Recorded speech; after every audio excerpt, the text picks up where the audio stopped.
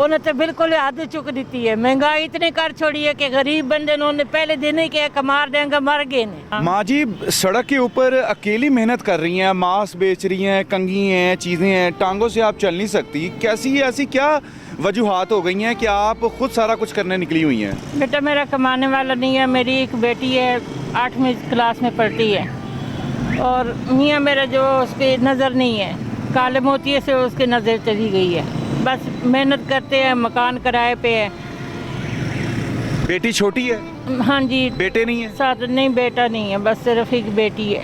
वरना कितनी देर से बीमार हैं? उनको 4-5 साल हो गए हैं। 4? हाँ 5 साल हो गए। 5 साल से उसकी नज़र नहीं आ रही है। घर भी कराएगा? ऑपरेशन, हाँ ऑपरेशन कराया, फिर भी मतलब है कामयाब नहीं हुआ, बिल्कुल ज़ीरो नज़र आता है। नज़र ही नहीं आता? नहीं। तो उसकी क्या वजह बनी? कोई बीमारी हाँ काला मोतिया है, चिट्टा तो काला मोतिया दोवे है। तो आजकल तो इतने सरकारी अस्पताल हैं, इलाज वगैरह फ्री हो जाता है। ऑपरेशन कराया ने, उन्होंने कहा कि बस इसका कुछ नहीं हो सकता, पीछे से इसकी नज़र ख़त्म हो गई है। तो रिश्तेदार अहबाब कोई हेल्प नहीं करते? नहीं।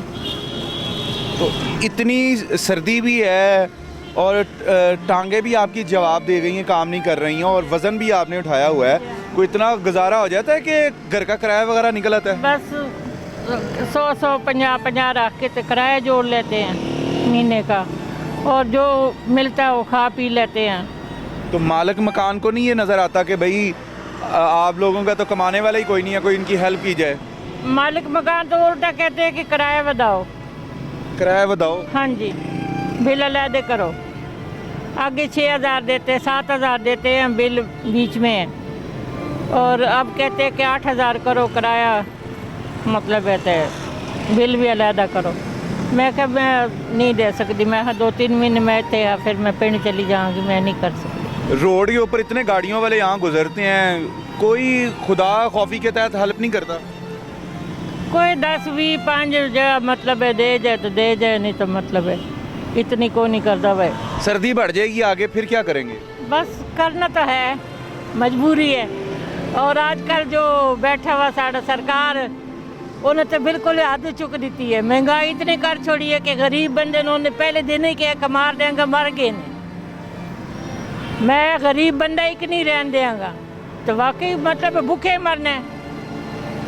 430 रुपये किलो घी हो गया, आटा मिल नहीं रहा, चीनी मिल नहीं रही, मरना है ना आवाम ने, और क्या करना है। बेटी पढ़ती है? हाँ बेटी पढ़ती है। कौन सी क्लास में?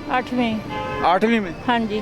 तो उसको पढ़ाना है, आगे शौक है उसको पढ़ने का? हाँ पढ़ने का शौक है, उसको पढ़ाना भी है। एक ही है और तो है ही नहीं है उसका, उसी का सहारा है।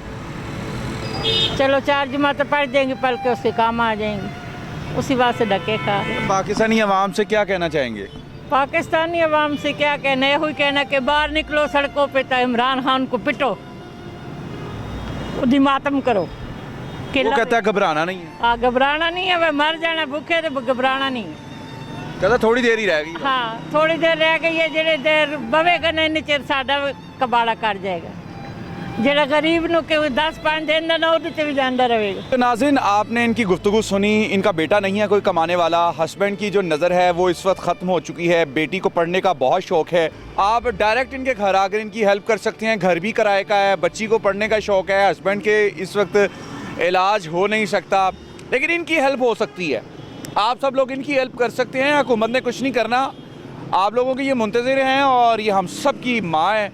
इजाज़त दीजिए अपने मेज़बान अब्दुल रहमान को, अल्लाह निगहबान।